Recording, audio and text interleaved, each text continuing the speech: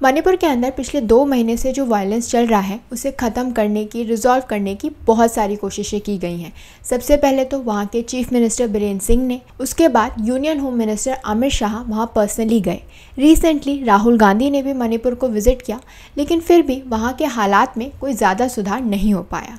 आज के हमारे वीडियो में हम समझेंगे कि कैसे मणिपुर के अंदर पीस रिस्टोर किया जा सकता है और जो वहाँ की मीरा पाइबी हैं, जिन्हें हम मदर्स ऑफ मणिपुर भी कहते हैं, उनका इस पूरे वायलेंस में, पूरी क्राइसिस के अंदर क्या रोल है। अगर हम वायलेंस के रीजंस देखें कि किन रीजंस की वजह से ये वहाँ पर हो रहा है, तो इसके काफ़ी सारे कारण हैं, जैसे कि the clash between 2 ethnic communities Meiteis and Kukis over the grant of ST status to Meiteis, sharing of land, eviction drive by government and illegal immigrants from Myanmar. और इस सब के बीच वहाँ के चीफ मिनिस्टर बीरेन्द्र सिंह, जो कि खुद एक मैती हैं, जब पीस रीस्टोर करने की कोशिश करते हैं तो वहाँ की जो दूसरी कम्युनिटी है, विच इज़ कुकी कम्युनिटी, उन्हें लगता है कि वो बायस्ड हैं और इसीलिए कुकी MLAs एक सेपरेट एडमिनिस्ट्रेशन भी डिमांड कर रहे हैं। और इसी के चलते union home minister Amit Shah ने एम्फेसाइज किया कि हमें ज़रूरत है कि हम इन दोनों ही कम्युनिटीज़ की जो भी प्रॉब्लम्स हैं, जो भी ग्रीवेंसेस हैं, उनको कंसिडर किया जाए विदाउट एनी बायस्ड ओपिनियन। और इसके लिए ज़रूरत है कि जो भी स्टेक होल्डर्स हैं इस पूरे इशू को लेकर, उन्हें एक साथ बुलाया जाए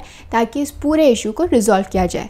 अगर हम स्टेक होल्डर्स को देखें तो it includes existing civil society organizations, women folk organizations and religious bodies for interaction and better understanding among communities to restore normalcy। लेकिन अगर हम प्रेजेंट सिचुएशन की बात करें तो इस केस में स्टेट गवर्नमेंट तो फेल हो ही गई है वहाँ के लोगों को भरोसा दिलाने में, लेकिन सेंट्रल गवर्नमेंट भी बहुत कमाल नहीं कर पा रही है। तो अब ऐसे में वो कौन है जो वहाँ के लोगों को समझेगा, वहाँ की प्रॉब्लम्स को समझेगा और पीस रीस्टोर कर सकता है। तो इस केस में हेल्प ली जा सकती है बाकी नॉर्थ ईस्टर्न स्टेट्स की, which is Nagaland and Mizoram, क्योंकि वहाँ के जो चीफ मिनिस्टर हैं वो शेयर करते हैं close association with the communities of Manipur, इसीलिए वो वहाँ के लोगों के सेंटिमेंट्स को समझ पाएंगे। इसीलिए हमें ज़रूरत है कि हम एक मिडिल पार्ट ढूंढें, ना कि सेपरेशन को प्रमोट करें। दो वहाँ के जो चीफ मिनिस्टर हैं बीरेन्द्र सिंह, उन्होंने एक स्टेटमेंट दिया कि जो इम्फाल वैली है उसे तो स्टेट रन करेगी और हिल रीजन को सेंटर, लेकिन ये जो सेपरेशन है वो सॉल्यूशन नहीं है इस पूरे इशू का, क्योंकि अगर हम मणिपुर को देखें तो मणिपुर का जो पूरा रीजन है वो हिल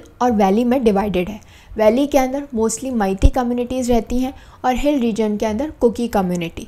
और अब इस वायलेंस के चलते जो थोड़े बहुत लोग माइग्रेट हो गए थे, जैसे कि मैती जो कि हिल में चले गए थे या फिर कुकीज़ जो कि इम्फाल वैली के अंदर आ गए थे, वो वापस अब अपनी अपनी जगह चली गए हैं, उन जगहों पे चले गए हैं जहाँ पर उनकी जो कम्युनिटीज़ हैं वो डोमिनेट करती हैं।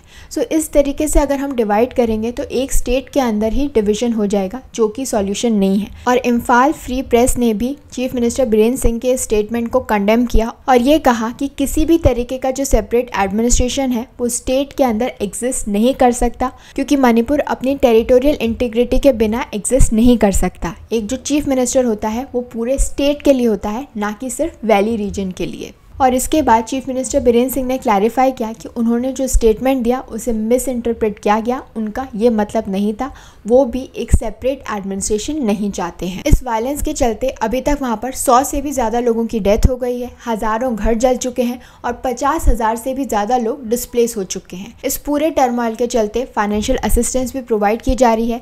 चीफ मिनिस्टर बीरेन्द्र सिंह ने इन्फॉर्म किया है कि जो गवर्नमेंट है वो कंसिडर कर रही है हार्डशिप को, जो कि जो डिस्प्लेस्ड पीपल हैं वो फेस कर रहे हैं, and they have decided to provide 1,000 rupees to each individual taking shelter at relief camps as one-time financial assistance through the respective deputy commissioners of different districts. And he is also distributing financial assistance of rupees 1,000 to displaced people जो कि shelter ले रहे हैं at youth hostel, खुमन लामपाक and at 86 Battalion CRPF। इस समय मणिपुर के अंदर 2 fronts खुल गए हैं, एक वो लोग जो कि वायलेंस फैला रहे हैं, जो कि आपस में लड़ रहे हैं, और दूसरे वो लोग जिनका इस वायलेंस से कुछ लेना देना नहीं है, ना ही वो उसके अंदर पार्टिसिपेट कर रहे हैं, लेकिन उन्हें भी प्रॉब्लम हो रही है, उन्हें अपने घर छोड़ने पड़ रहे हैं।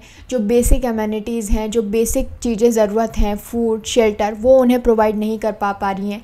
ये जो CRPF है, पुलिस है, आर्मी है, वो सब लोग लगे हुए हैं कि कैसे उन लोगों को जो है ये सारे एसेंशियल्स प्रोवाइड किए जा सके। तो इस तरीके से आप देख सकते हैं कि वो लोग जो कि लड़ाई का हिस्सा नहीं है वो भी इससे बहुत ज़्यादा अफेक्टेड हैं।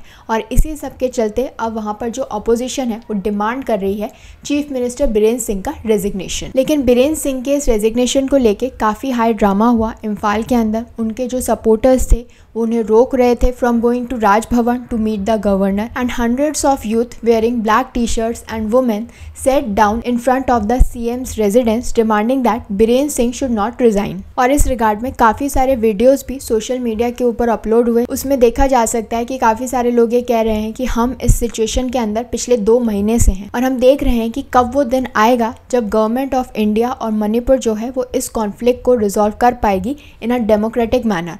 और इस सिचुएशन के अंदर अगर मणिपुर के चीफ मिनिस्टर रिजाइन करते हैं तो यहाँ के लोग कैसे रहेंगे, उनको कौन लीड करेगा, क्योंकि वो इस सिचुएशन के, इस कॉन्फ्लिक्ट के शुरुआत से हैं, उन्हें पता है कि क्या प्रॉब्लम है। इसीलिए अगर वो इस सिचुएशन पर रिजाइन करते हैं तो फिर आगे क्या होगा। और इसी सब के चलते बीरेन सिंह ने अनाउंस किया कि वो रिजाइन नहीं करेंगे एट दिस क्रूशियल जंक्चर। इसके अलावा मीराबाई भी, जिन्हें हम ईमास भी कहते हैं या फिर मदर्स ऑफ मणिपुर, जो कि मैती वुमेन है who come from all sections of the society, उनका भी कहना था कि वो खुश नहीं है सीएम के इस डिसीजन से, as he is the son of the soil and he should take responsibility and protect the people.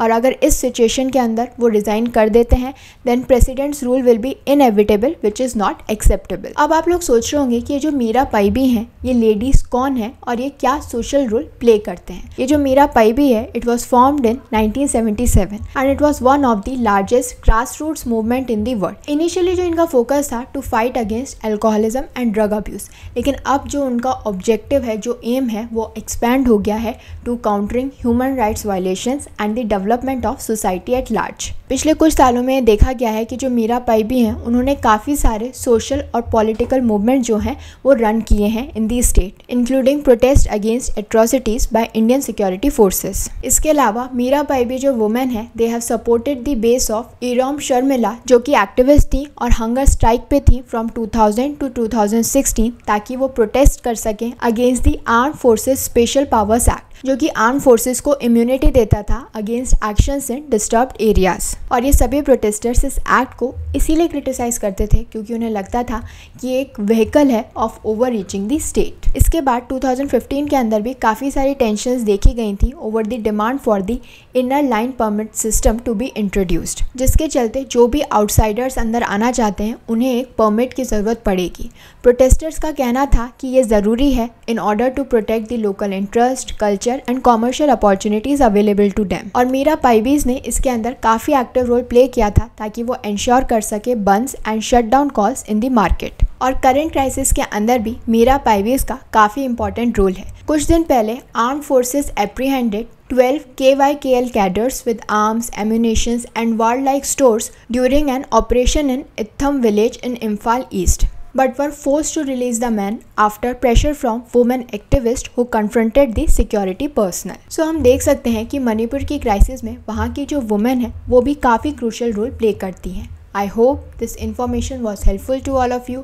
Please do like, share and subscribe to my channel. Thank you.